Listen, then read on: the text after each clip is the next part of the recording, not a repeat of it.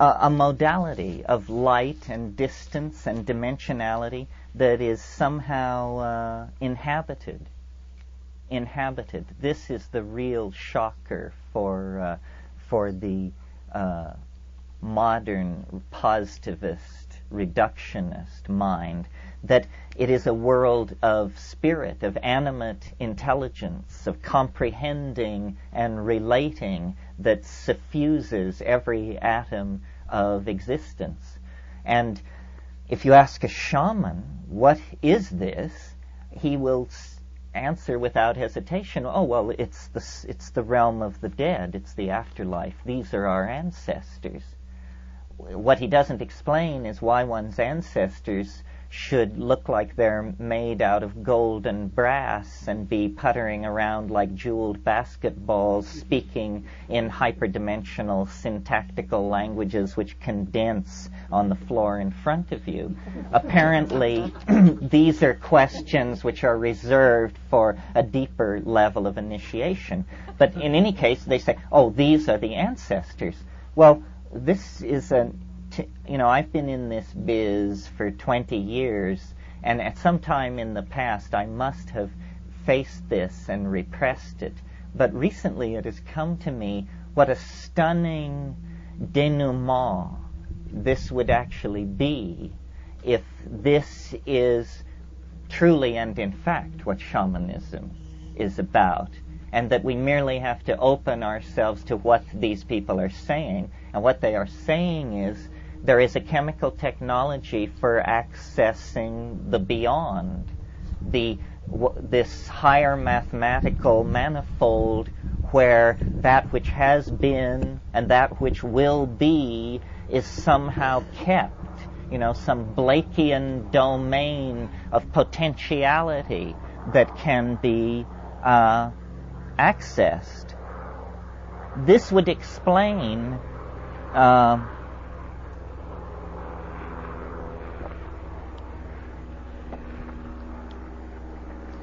this hair-raising sense of familiarity that attends the contact with the utterly bizarre and unexpected, so that when the cognitive dissonance that accretes itself around this ecstasy is composed of two parts. It is that, my God, I can't believe this is happening, or even that I could perceive it if it were.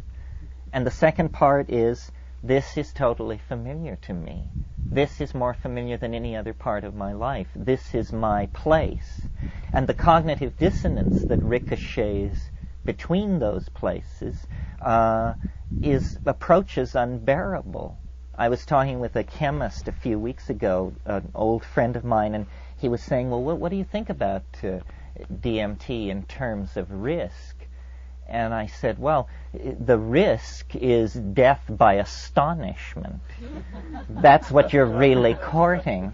And, if you don't think that's possible, it's because you've never done this, because you pass that close. I mean, you just say, this is amazement on a spectrum which could kill you if you let it run out of control, because it is so intense.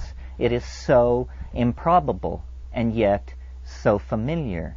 Well, if it were somehow tied into this afterworld domain, this would all begin to make a certain weird kind of sense. Rupert Sheldrake has suggested what he calls necrotic biochemistry, that the dying process is actually the process of release of tryptamines into deep brain structure. Well, okay, so you've got this modality, and there's stuff going on there. Well, what kind of stuff is it? Well, chiefly it seems to be a kind of domain where information is being passed around. Information is being offered, and it's being traded. And I've often tried in reconstructing these experiences to feel into, where have I had this feeling before? This feeling which I now have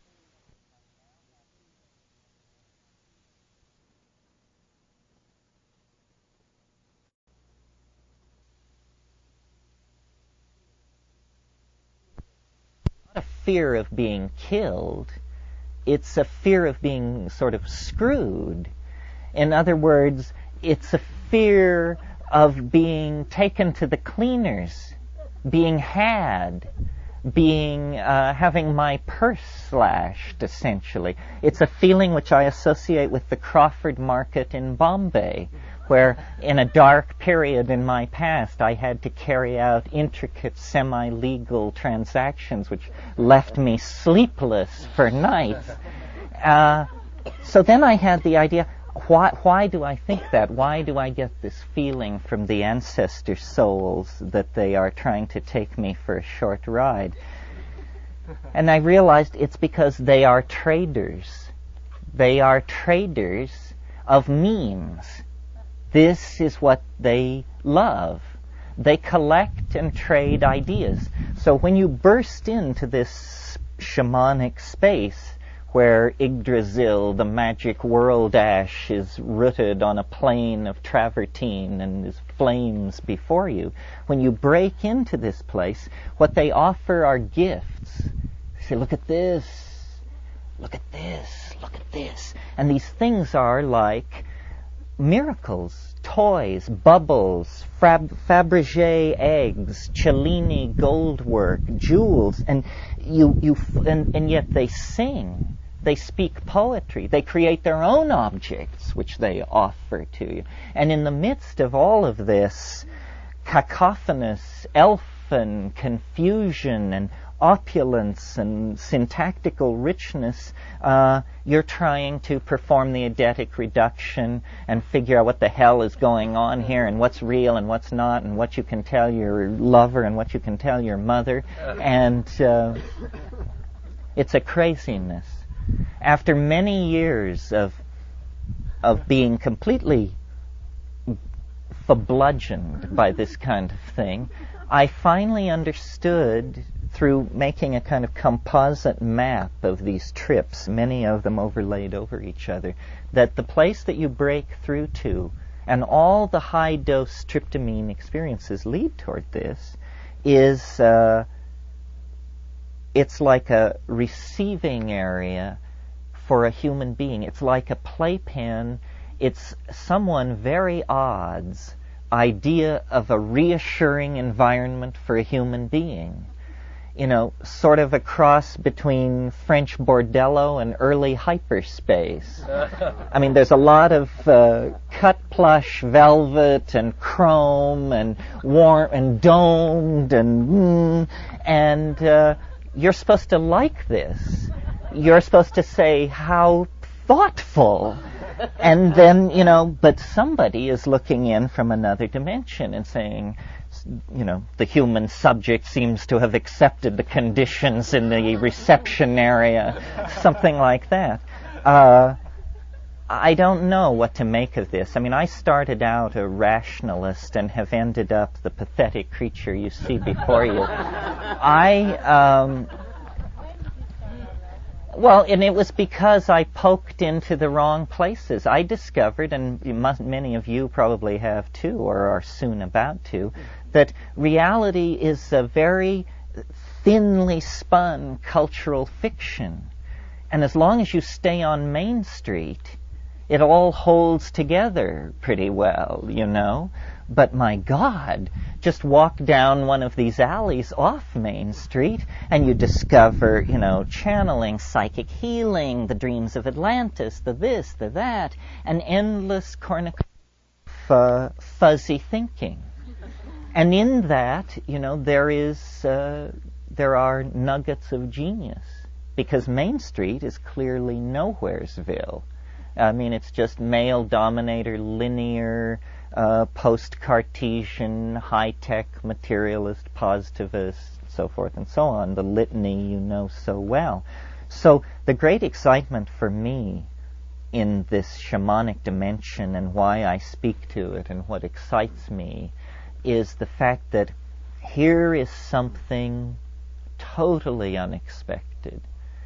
beyond our wildest dreams. I mean, you may have believed in flying saucers, but did you ever believe that they would land in your bedroom?